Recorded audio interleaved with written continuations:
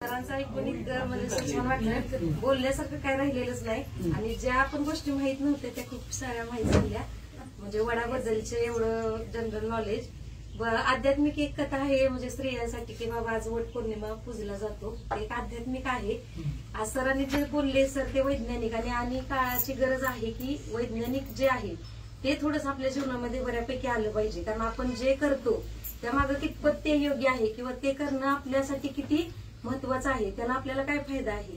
अवघच कर्मकांड करण्यात पण काही अर्थ नाही. किंवा आपण आता सरांनी सांगितलं की वडाची पूजा का करायची, पण त्याबद्दल सर्व स्त्रियांनी जर एक वड लावला तर त्यांना सरांना ते सांगायचं होतं की आपल्या भावनेवर किंवा आपल्या संस्कृतीवर आघात न करता इनडिरेक्टली त्यांना ते सांगायचं होतं की प्रत्येकाने जर वड लावला तर त्याचा आपल्या बरोबरच आपल्या पुढच्या किती पिढीला किती वर्ष तो वृक्ष जगतोय. मग आपण आपल्या पिढीसाठी संपत्ती जपून ठेवण्यापेक्षा एक वड जरी लावला तरी तो कितपत योग्य असणार आहे एवढा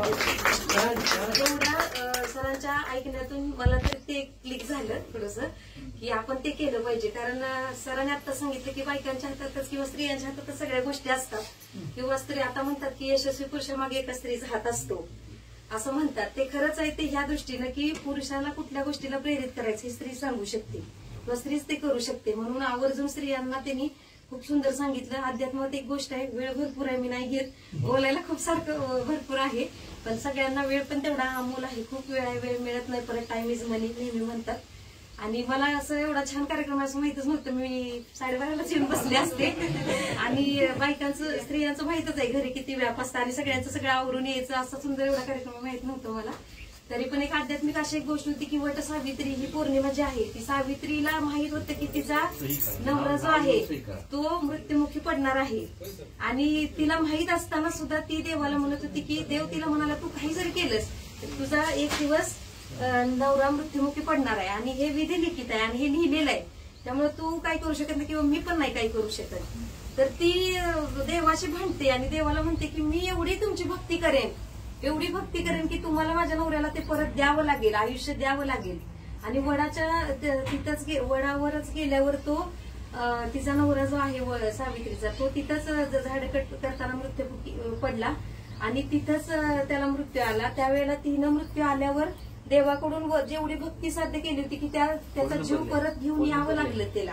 मग त्याच्यातून आध्यात्मिक जर भाग घेतला तर स्त्रीमध्ये एवढी ताकद आहे की ती काहीही करू शकते. गेलेला प्राणी परत विधिलिखित जे आहे तेही ते नष्ट करून आपल्यासारखं करू शकते. ही एक या दिवशी पाहिजे तसं जग वळवू शकते ही ताकद आहे.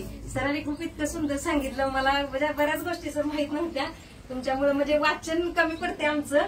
तर असं जर ऐकलं 2 मिनिटात खूप मिळालं.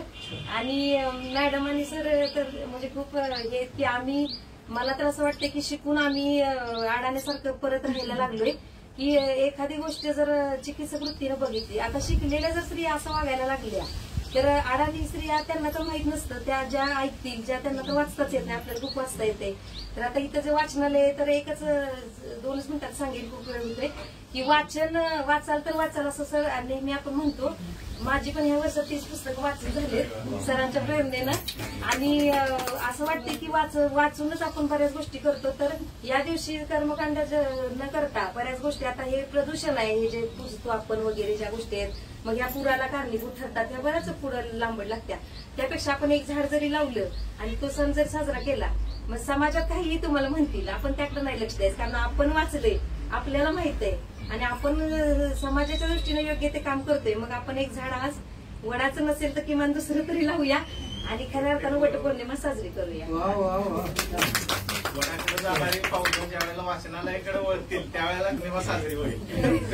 त्यामुळे आम्ही आज वळवून घेतलेले ते शिक्षकच आहेत.